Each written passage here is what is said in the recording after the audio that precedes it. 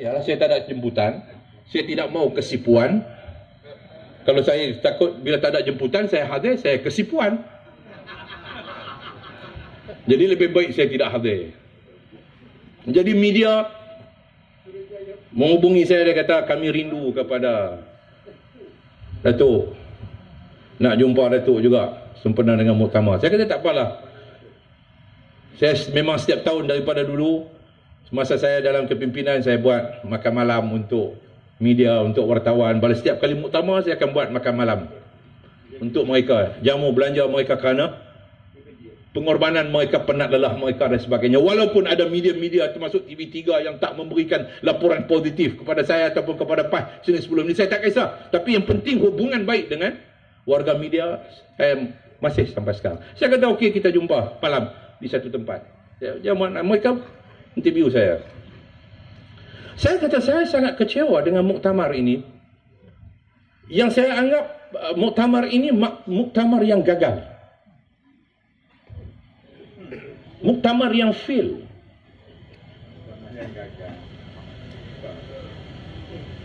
Saya minta maaf kepada pimpinan PAS, kepada ahli PAS, mungkin tergurih hati dengan saya yang tak hadir, tiba-tiba kata muktamar itu gagal. Ya, saya kata muktamar ini muktamar yang gagal.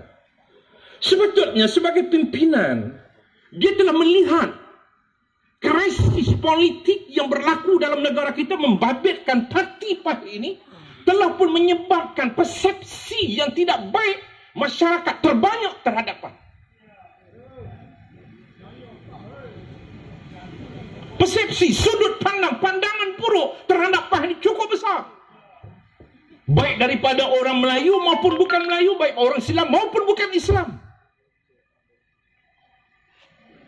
Hatta kalau saya katakanlah ahli-ahli PAS yang hadir ini, kalau pergi tanyalah hati kecil mereka, mereka akan luah apa yang terbuku ketidakpuasan hati terhadap pengurusan parti hari ini. Saya bertemu dengan ahli-ahli PAS di kawasan Pokok Senau. Mereka kata, Datuk datang, kami nak bincang dengan Datuk, nak dengar daripada lubuk hati Datuk. Saya sebut. Lepas tu mereka pun sebut apa yang mereka nak sebut. Baru saya tahu rupanya mereka bersama dengan saya.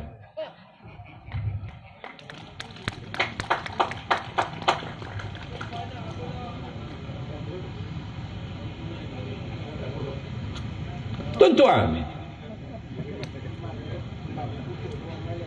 sepatutnya muktamar ini pimpinan PAS mengambil peluang untuk menjernihkan keadaan. Sepatutnya pimpinan PAS ini mengambil peluang untuk menjernihkan keadaan supaya pandangan buruk, pandangan negatif masyarakat terbanyak kepada PAS itu dapat dijernihkan dengan satu pandangan yang lebih baik.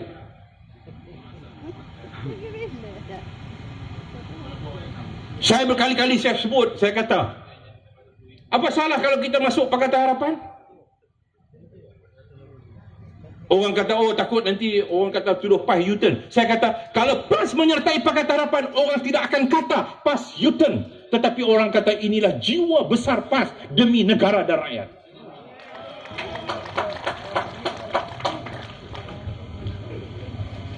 Tapi PAS tak mengambil peluang. Saya bukan nak paksa terus nak masuk Pakatan Harapan. Tidak. Saya kata ini peluang yang terbaik. Muktamar untuk menjernihkan keadaan. Menggilap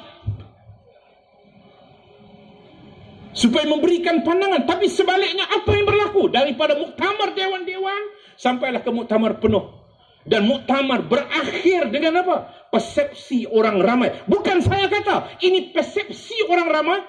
PAS adalah parti yang tak boleh bekerjasama dengan orang. PAS adalah parti yang suka bergaduh dengan orang. Bukan saya kata, saya minta maaf. Saya nak sebut bahawa bukan saya kata. Saya tak tergambar untuk kata kepada parti saya. Tapi ini persepsi yang ada kepada orang akibat daripada langkah tindakan yang gagal diambil kesempatan oleh pimpinan-pimpinan PAS. Oh, sedap. Ini Saya tak kisahlah ada di HPP seorang yang beragama Hindu suruh saya bertobat. Suria. Saya tak kisah. Macam apa dulu Sami Belu kata kat PAS kata PAS itu semua suka kafirkan orang, sampai saya pun dia kafirkan saya. Itu Sami Belu kata dulu. Hari ini pula Hindu pula suruh saya bertobat.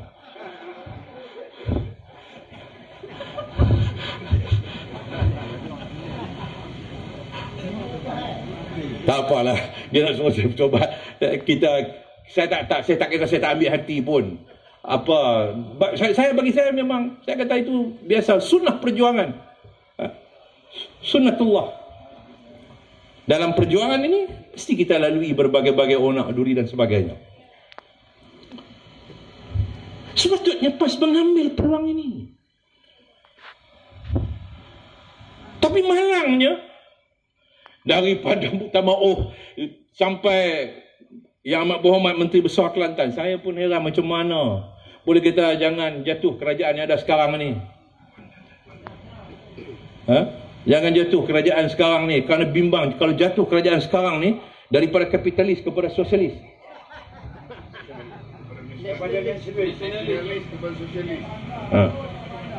Adalah perancangan kapitalis boleh sebut. Yang saya tahu orang Kelantan pun ramai duk pergi Vietnam, pergi Kemboja tiap-tiap tahun. Padahal itu negara sosialis lah. Pasal apa? Pasal barang murah.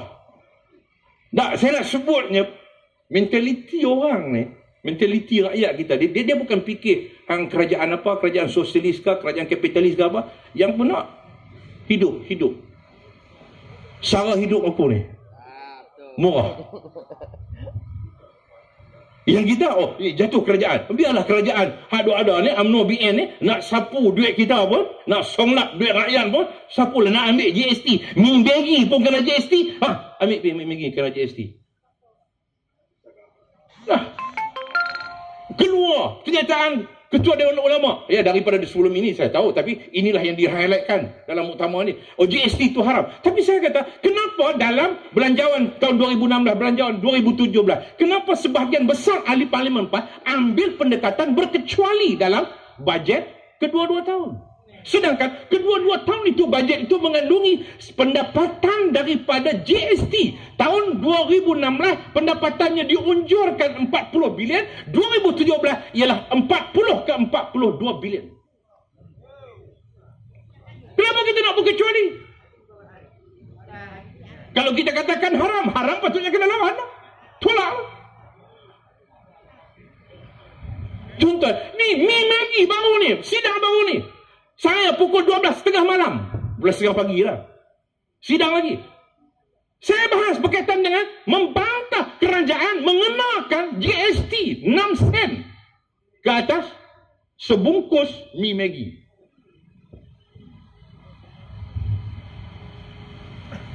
Saya kata ini makanan rakyat. Makanan rakyat, makanan anak muda, makanan orang susah, makanan mahasiswa universiti tengah bulan.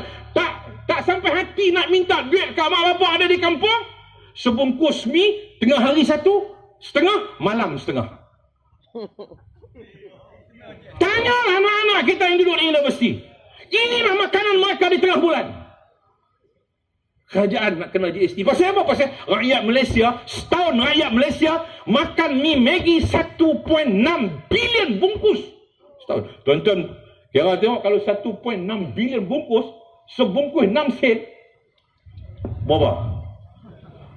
Malaysia ni 1.6 bilion bungkus mi Maggi rakyat Malaysia makan. Dia tengok-tengok yang ni orang makan banyak, yang ni kita ambil GST.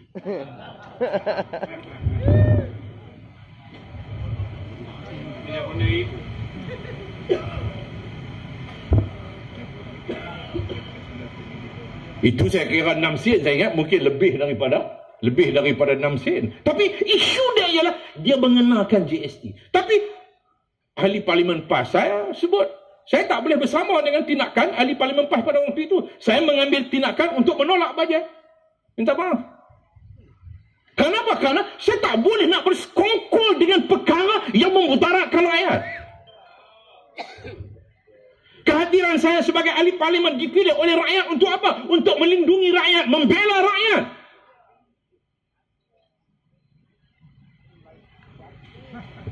Ini baru pas jatuh. Muktamar ini muktamar yang gagal.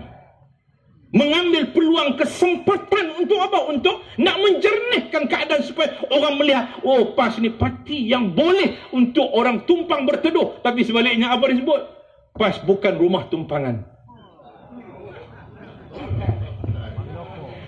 Bukan hotel, bukan rumah tumpangan. Ya, kita mestilah membawa Islam yang bersifat rahmatan lil alamin. Orang boleh menumpang.